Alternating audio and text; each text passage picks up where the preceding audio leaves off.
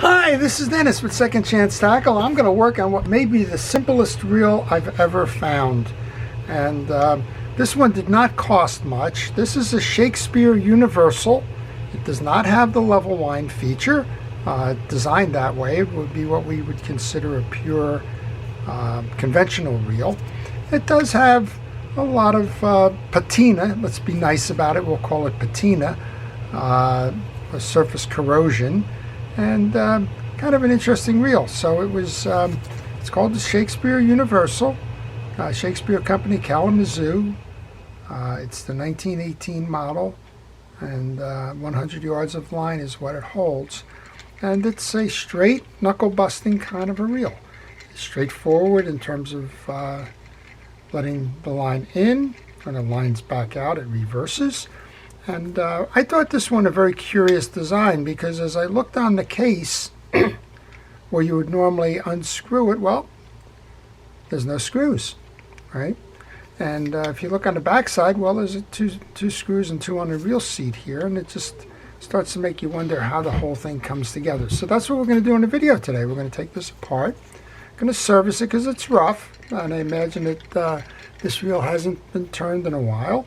Quite some time, I would suspect. I found it on the back shelf in an antique store for just a couple of dollars, and I thought, gee, it'd be nice to see what the maximum is on this. And if I would guess, this would probably be a very good casting reel, because it's not driving a line guide that would slow the reel's speed down. So what I found when I was playing, standing in the line to check out, was that these are actually thumb screws. You don't even need the screwdriver in order to release the case. There's a couple of centering pins. There's 3 of them actually on this side, and there's 2 screw holes. These 2 opposing are the screws for this. And all you have to do, as I was playing around with them, is just reverse turn. They will come out, or will reset. They don't come all the way out. Isn't that interesting, right? And then you should just be able to remove that piece. Now, I didn't do that in the store. I figured somebody would get on to me there. We have a spool. It's typical of the time. It's got the set in, or the pressed on gear. It's actually set in. I can see it there, but I'm not going to fool with that at all. I'm just going to leave it as it is. I do want to trim that line off, and while I do that, I would suggest, if you like these kinds of videos, please take a moment to subscribe. Hit the subscribe and hit the notification button. And that way you'll see the reels that I'm working on, because I work on all kinds of reels. This is just one example. I'm fascinated by design and engineering of fishing reels. And if you hit that button, you'll see me work on classics and vintage reels. You'll see me work on the most current reels that are out in the marketplace, and kind of everything in between. Spin fishing, bait casting, and the like. And we're not going to do anything with this. I'm going to leave the patina as it is. I think this one might just sit on my shelf. I have a couple out there that are very old reels that I just kind of look at from time to time, and kind of become amazed with the mechanical engineering that went into it. This would be an example of that. This is a tripod by Meiselbach, which was a local manufacturer in my neck of the woods, and every now and then I just kind of like to do that. On the back side of this, yeah, we could go in and clean, and maybe I'll take a metal cleaner at some point and go ahead and do that. Right now, I'm just going to put a little bit of grease into that adjuster. And I'm using fishing reel grease, and you can see this reel certainly hasn't had any grease in a very long time. And I'm just going to take that spool and reload that and leave that here. And as best I can tell, we've only got, well, 1 screw holding on the main gear, so let's see if we can get that off without breaking it. When you go to do this kind of work, make sure that you have the screwdriver that fits the slot of the reel. And this one is both a cap and a screw. You can use what is probably a 1/4 inch or so open end wrench, or you can use the screwdriver there. And even though there are not a lot of parts, I do put my parts into a parts tray. In this case, it's the bottom of a fast food container, and that helps me to find them when it's time to go ahead and put them back, put the reel back together again. We've taken this off, put that in the parts tray. We should be able to push the main gear through now. We can. And this is what I wanted to do. I wanted to make sure it's clean underneath.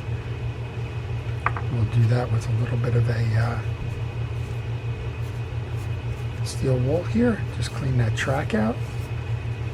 I want to clear the shaft here. And that's because if there is any sticking going on, it would be there. And I did feel a little bit of roughness in this. My guess is it's because it hasn't had any kind of lubrication in a very long time.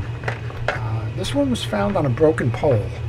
And as I said, it was just kind of in the back with some other long-handled devices.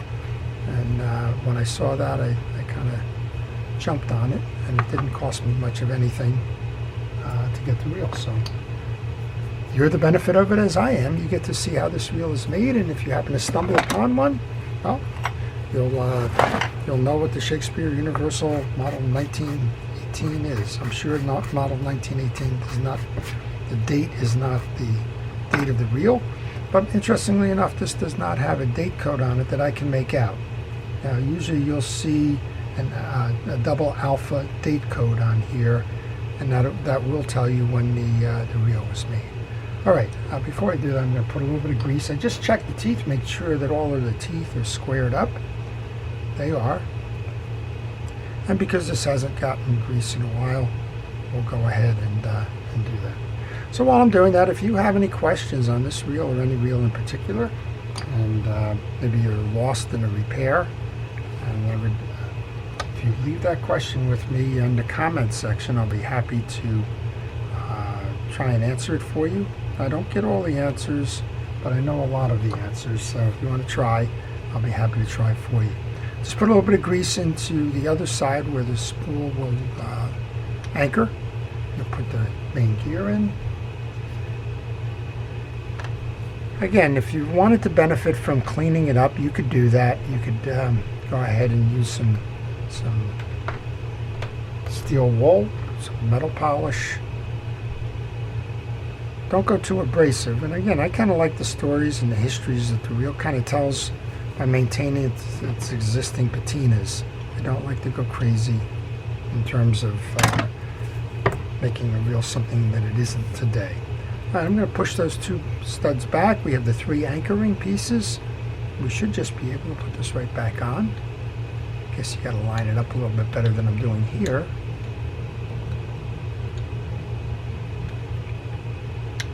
But with a little patience, there you go. We're on the side. And then all we have to do now is just tighten these 2 finger screws.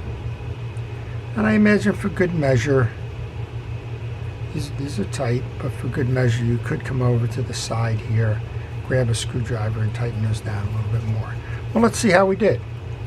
Well, we're still a little tight, so what I'm going to do now, because I put extra grease into these caps that are the adjusters, let's just try and back that cap off a little bit.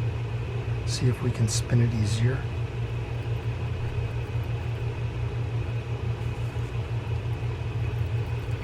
There you go. So that's a nice little reel.